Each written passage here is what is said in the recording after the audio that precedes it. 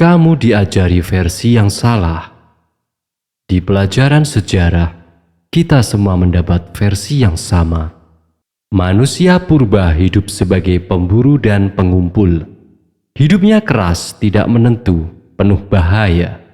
Mereka bergantung pada apa yang bisa ditangkap dan dipetik hari itu, tanpa jaminan hari esok.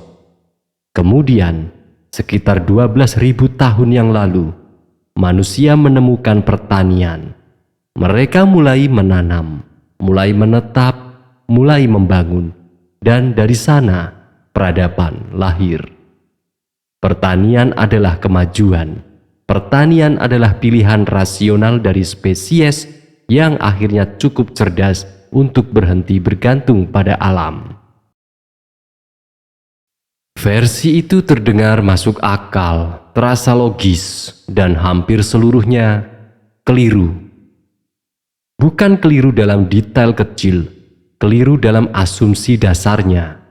Bukti arkeologis dan antropologis yang terkumpul selama 50 tahun terakhir menunjukkan sesuatu yang jauh lebih mengejutkan. Manusia yang hidup sebagai pemburu dan pengumpul lebih sehat dari petani awal. Mereka bekerja lebih sedikit, mereka makan lebih beragam, mereka hidup dalam kelompok kecil yang lebih egaliter, dengan tingkat kekerasan kolektif yang lebih rendah. Jadi pertanyaannya bukan lagi mengapa manusia akhirnya hidup cukup pintar untuk bertani. Pertanyaannya adalah mengapa manusia yang hidupnya lebih baik memilih untuk beralih ke cara hidup yang lebih berat, lebih monoton, dan lebih rentan. Dan jawabannya kalau ada, akan mengubah cara kamu memahami dari mana peradaban ini sebenarnya datang. Petani pertama lebih pendek, lebih sakit, lebih lelah. Ini bukan spekulasi, ini ada di tulang. Ketika arkeolog membandingkan kerangka manusia dari periode pra-pertanian dengan kerangka dari komunitas pertanian awal di lokasi yang sama, perbedaannya konsisten dan mengejutkan. Tinggi badan rata-rata turun setelah peralihan ke pertanian. Pria pra-pertanian di kawasan Timur Tengah rata-rata setinggi 177 cm. Setelah pertanian menyebar, tinggi rata-rata turun ke sekitar 160 cm. Baru kembali ke angka pra-pertanian pada abad ke-20. 12.000 tahun untuk kembali ke tinggi badan yang sama. Tulang petani awal menunjukkan tanda-tanda kerja berulang yang ekstrim. Artritis di lutut dan punggung bawah, deformasi pada tulang jari dari pergerakan menggiling biji-bijian berjam-jam setiap hari. Gigi mereka menunjukkan kerusakan lebih parah karena diet yang didominasi karbohidrat. Berbeda dengan gigi pemburu yang lebih bervariasi dan lebih sehat. Penyakit menular melonjak karena untuk pertama kalinya dalam sejarah evolusi manusia, banyak orang hidup berdekatan dalam waktu lama, berbagi air, berbagi ruang, berbagi patogen, bersama hewan ternak yang menjadi reservoir penyakit baru. Antropolog Marshall Sahlins menyebut masyarakat pemburu pengumpul sebagai masyarakat kemakmuran pertama, bukan karena mereka kaya materi, tapi karena mereka bekerja rata-rata 3 hingga 4 jam sehari untuk memenuhi kebutuhan, dan sisanya digunakan untuk istirahat, ritual, dan kehidupan sosial. Petani awal bekerja jauh lebih panjang untuk hasil yang lebih tidak pasti. Satu musim kering bisa menghancurkan seluruh panen dan membunuh komunitas. Ini adalah pilihan yang secara individual tidak menguntungkan, yang secara biologis menurunkan kualitas hidup, yang secara epidemiologis membuka pintu untuk wabah. Lalu mengapa manusia memilihnya? Bukan pilihan, tapi jebakan. Ada beberapa hipotesis, dan yang paling kuat bukan yang paling nyaman. Hipotesis pertama, tekanan iklim.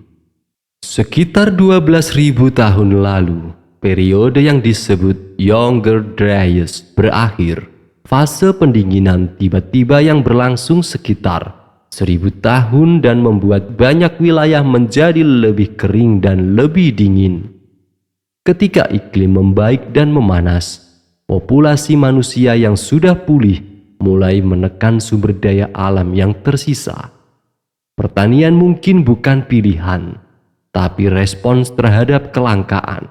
Ketika perburuan tidak lagi cukup untuk semua mulut, tanam-menanam menjadi satu-satunya opsi yang tersisa. Hipotesis kedua, jebakan demografis. Pertanian memungkinkan populasi tumbuh lebih cepat, lebih banyak kalori per hektar, lebih banyak anak yang bisa bertahan hidup.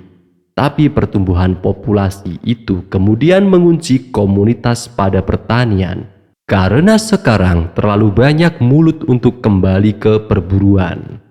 Ekonom dan antropolog menyebut ini ratchet effect. Sekali kamu naik satu tingkat, kamu tidak bisa turun lagi. Bukan karena kamu tidak mau, tapi karena populasimu sudah terlalu besar untuk cara hidup sebelumnya. Hipotesis ketiga, dan yang paling menggelisahkan, ada yang mendorong Göbekli Tepe, struktur monumental yang dibangun oleh pemburu pengumpul di Turki Selatan sekitar 11.600 tahun lalu, terletak tepat di titik asal banyak tanaman pertanian pertama, gandum liar, kacang-kacangan, dan biji-bijian yang kemudian didomestikasi pertama kali ditemukan dalam radius yang sangat dekat dari situs itu. Arkeolog Klaus Schmidt yang memimpin penggalian Göbekli Tepe mengajukan argumen yang terbalik dari narasi konvensional. Bukan pertanian yang memungkinkan manusia membangun struktur besar, tapi kebutuhan untuk membangun struktur besar itulah yang memaksa manusia untuk mengembangkan pertanian, untuk memberi makan ratusan pekerja yang berkumpul di satu tempat. Kuil sebelum ladang, ritual sebelum biji-bijian, agama atau sesuatu yang menyerupainya sebelum ekonomi. Kalau itu benar, maka peradaban manusia tidak dimulai karena kebutuhan perut. Ia dimulai karena kebutuhan yang jauh lebih sulit dijelaskan. Kemajuan yang tidak pernah kita pilih. Ada satu kesimpulan yang sulit dihindari dari semua data ini. Peralihan ke pertanian, revolusi yang kita sebut sebagai langkah terbesar manusia menuju peradaban, kemungkinan bukan keputusan kolektif yang sadar, bukan rapat besar di mana semua orang setuju untuk mulai menanam, bukan momen pencerahan di mana satu orang jenius menemukan bahwa benih bisa ditanam. Ia terjadi perlahan, didorong oleh tekanan yang tidak terlihat, diperkuat oleh rantai konsekuensi yang tidak ada yang rencanakan. Dan begitu dimulai, tidak bisa dihentikan. Ini bukan cerita tentang manusia yang memilih kemajuan. Ini cerita tentang manusia yang terperangkap oleh konsekuensi dari pilihan-pilihan kecil yang tampaknya tidak berbahaya, sampai tiba-tiba tidak ada jalan kembali. Pola itu, sekali kamu lihat, tidak berhenti di pertanian. Kamu bisa menemukannya di industri, di internet, di kecerdasan buatan. Kita masih hidup dalam revolusi itu. 95% kalori yang dikonsumsi manusia di seluruh dunia hari ini berasal dari hanya 20 jenis tanaman. Dari 20 jenis itu, 3, gandum, beras, jagung, menyumbang lebih dari separuh total kalori manusia sedunia. 12.000 tahun evolusi pertanian, dan kita lebih bergantung pada lebih sedikit sumber pangan dari nenek moyang kita yang berburu. Petani pertama itu tidak tahu apa yang mereka mulai. Mereka hanya mencoba bertahan, mencoba memberi makan keluarga mereka musim ini, mencoba memastikan ada cukup untuk musim depan. Mereka tidak sedang membangun peradaban, mereka sedang memecahkan masalah hari ini. Dan dari upaya-upaya kecil itu, yang masing-masing tampak biasa dan tidak revolusioner, lahirlah sesuatu yang mengubah spesies manusia lebih dalam dari hampir semua peristiwa lain dalam sejarah kita. Lebih dalam dari perang, lebih dalam dari agama, lebih dalam dari teknologi. Karena pertanian tidak hanya mengubah apa yang kita makan, ia mengubah bagaimana kita hidup bersama, bagaimana kita membagi kerja, bagaimana kita mendefinisikan kepemilikan, bagaimana kita membangun hierarki. Ia mengubah siapa kita, dan kita masih belum selesai memahami konsekuensinya.